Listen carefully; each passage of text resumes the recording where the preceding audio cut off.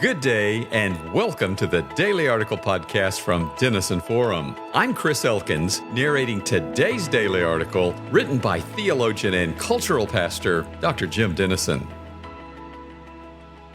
According to a new report from Pew Research Center, a growing share of U.S. adults say religion is gaining influence in American life. Recent news bears this out. Young adults are flooding churches after Charlie Kirk's assassination. The faith arm of his organization, Turning Point USA, has doubled its church network in the month after his death and gained 200,000 new Christians. And we are seeing a resurgence of Gen Z and millennial men returning to church.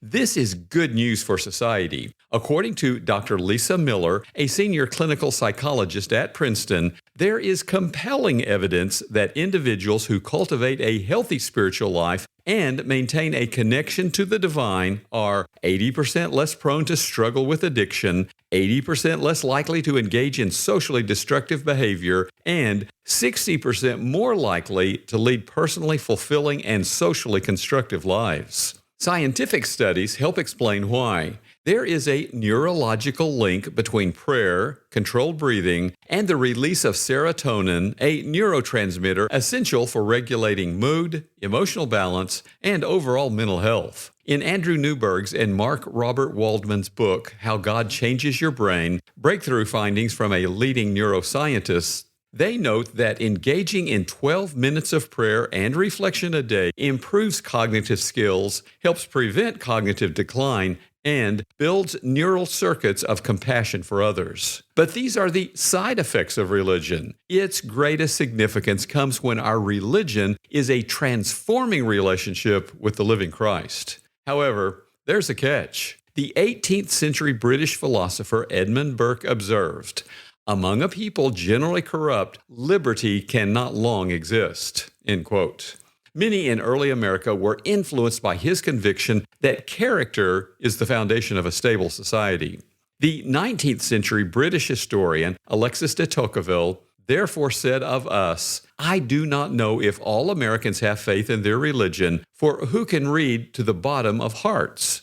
But I am sure that they believe it necessary to the maintenance of republican institutions." He added, "This opinion does not belong only to one class of citizens or to one party, but to the entire nation. One finds it in all ranks." End quote. However, Satan opposes all that is good, including all that is good in our nation. Over the generations, he has leveraged our commitment to separating church and state by persuading us to separate faith and state, the spiritual from the secular, religion from the quote-unquote real world. As a result, most Americans, including a majority of America's Christians, now tolerate private immorality such as elective abortion and same-sex marriage, despite clear biblical teaching. More than 3 in 5 Americans view pornography, including half of practicing Christians. 2/3 of pastors have engaged with porn. 1 in 5 is currently struggling with it.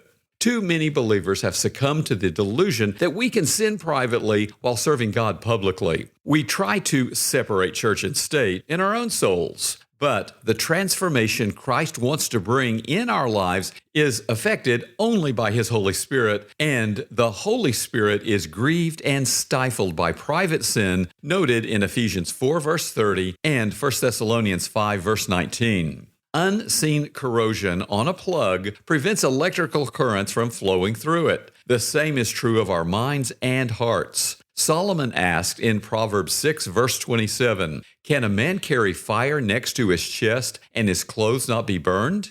The good news is that the same Spirit who is hindered by private sin will help us overcome it when we submit our minds and lives to Him daily, according to Ephesians 5, verse 18. We can pray with the psalmist in Psalm 119, verses 36 and 37, "Incline my heart to your testimonies and not to selfish gain. Turn my eyes from looking at worthless things and give me life in your ways."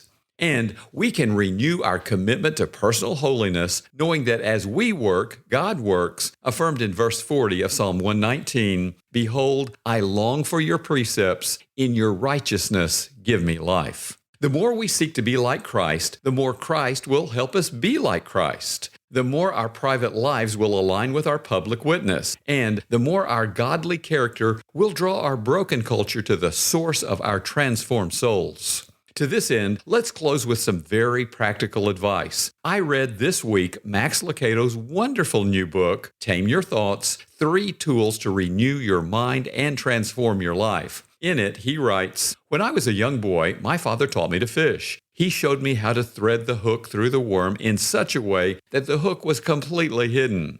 Unwelcome news for the worm, even worse for the fish. He would see the dancing delight in the middle of the water and bite into it, only to realize he had just swallowed his own defeat." Lucado continues, "Satan is the master angler. He knows our desires. He charts our weaknesses. For all we don't know about him, of this we can be certain: he knows how to hide a hook. And he loves to fish in the deep pools of our thoughts." What are we to do?